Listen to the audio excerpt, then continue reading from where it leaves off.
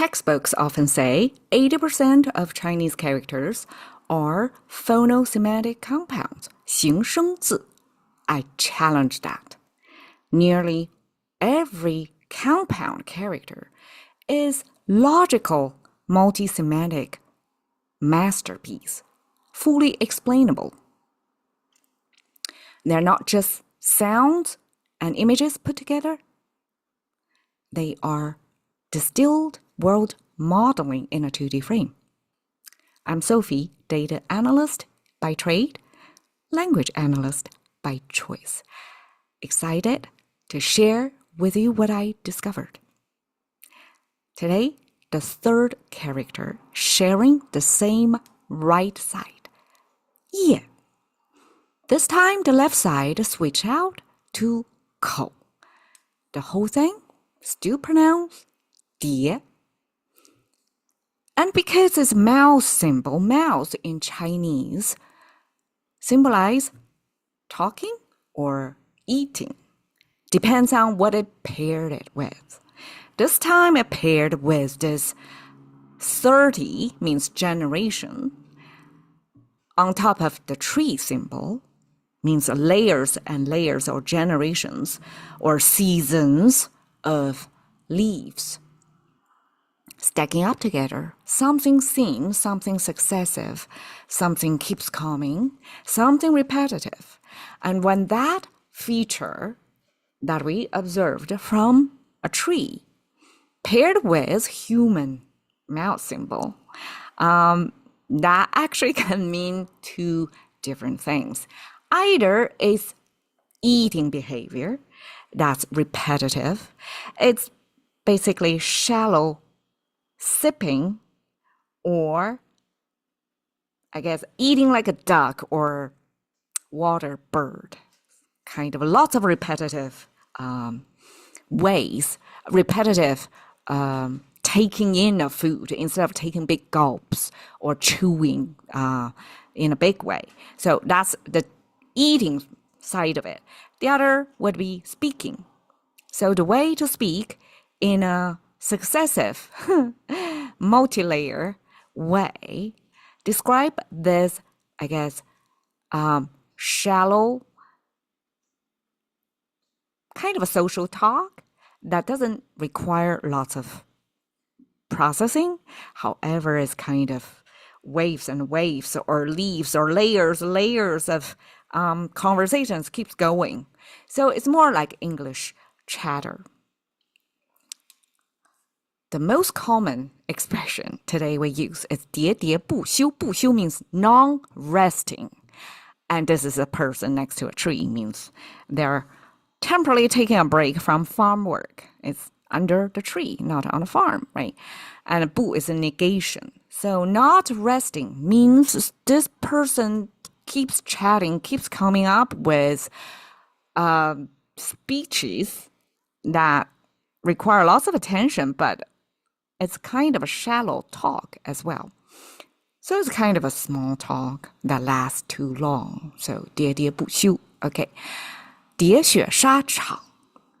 Well, I had a long debate with AI about what the scene here, because I know 沙场 in Chinese often describes battlefield, and ask especially why 沙场, like a sand field. Why sand?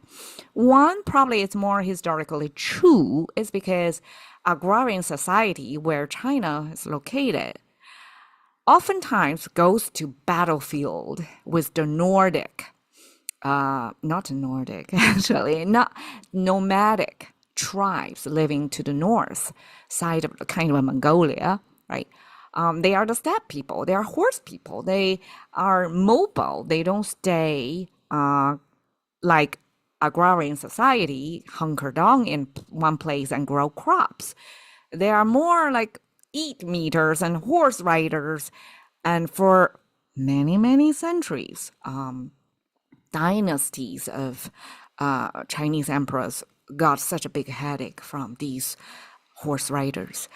And the environment, oftentimes they set up a battlefield, would be sand close to desert, more arid field, where basically you see the Great Wall today stood. That's kind of hardcore wall building back then.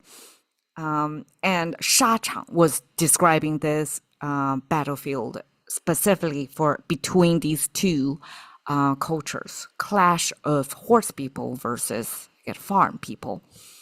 And 喋血 here, does it mean eating blood or talking blood?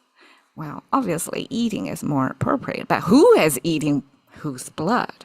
Okay, whose blood is obvious. It's whoever got killed or bleeding in that battlefield. And who is eating that blood? That's kind of upsetting, kind of gory image. Well, there were some interesting historical development on this particular expression because 喋血沙场 was so commonly used. And it's almost like generations of literature man. They came up with their own reinterpretation or image control through how they read 喋血 is. Like who is either eating or sipping over that blood or what? Okay. Originally, this 喋 character, as we at the opening unpacked, that's describing the eating behavior of this shallow, repetitive, successive sipping of things. And so 喋血 probably not exactly humans, like you drink your enemy's blood. I'm not sure if that ever happened in an ancient battlefield, but it could describing animals after a battlefield. Animals came over to drink the blood of. That's how bloody this battlefield was. So 喋血沙场 really is kind of a max out of this horror of the battlefield where the blood was flowing and somebody is drinking off that blood. Versus, okay, this expression back then, 2,000 years ago, was like some animal would drink that blood because it's overflowing after the battle. Versus 1,000 years ago's reinterpretation of this 喋血, instead of drinking blood, this little animal like a duck or water birds drinking the blood, this 喋血in reinterpreted, reimagined of that blood situation is, okay, because this 喋 was same sound, share the same component with another 喋 by replacing the mouth symbol with the foot symbol. And the mouth symbol and the foot symbol basically is just missing the foot underneath it. It could be somebody omitted. So it's reinterpretation of Chinese expressions could be as easy as that because they share a big part of it. And you just artificially add something in there.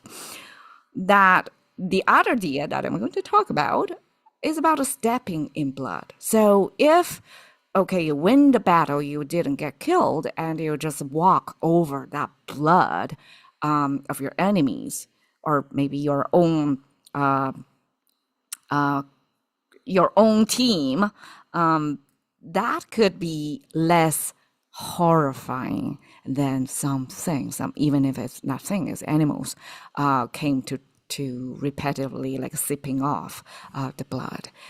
So that's an interesting trade-off because in later day dictionaries, the 1,000 years ago's interpretation kind of override 2,000 years ago's understanding of this character. And later day, when we say 喋血沙场, we often plug in the image of, okay, stepping over the blood. Okay.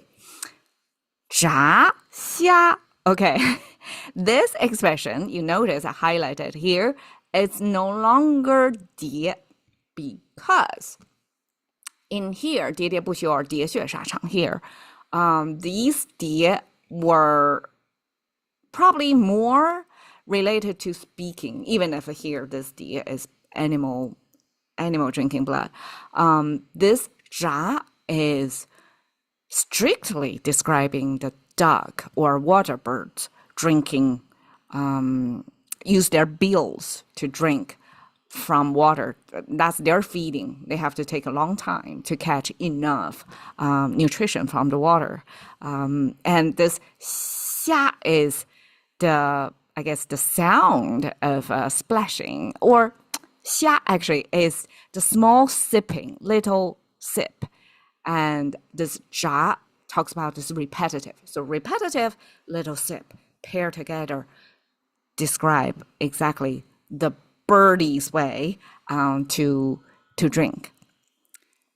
And here you see the 2,000 years ago's version was gone. This was 隶书, was more standardized traditional scripture that looks a lot more like contemporary versus the Xushen dictionary, the 2,000 years ago's dictionary. So here you can see the word symbol got flattened out. It's simply because by then a whole high bureaucracy system was built up, a lot more literature man, and they use brushes to ink. And this is for the convenience of writing. All right, so here is a cute imagery of a chatter between kids. And you can imagine lots of things going over, quick chat, exchange of talk. And if they are 不休, would be nonstop. That would be too much, right? So here is simply showing this chatter. And because it's kids, it's more playful. So it's not like big serious talk. It's lightly quick exchanges. Thank you for your time. See you another day.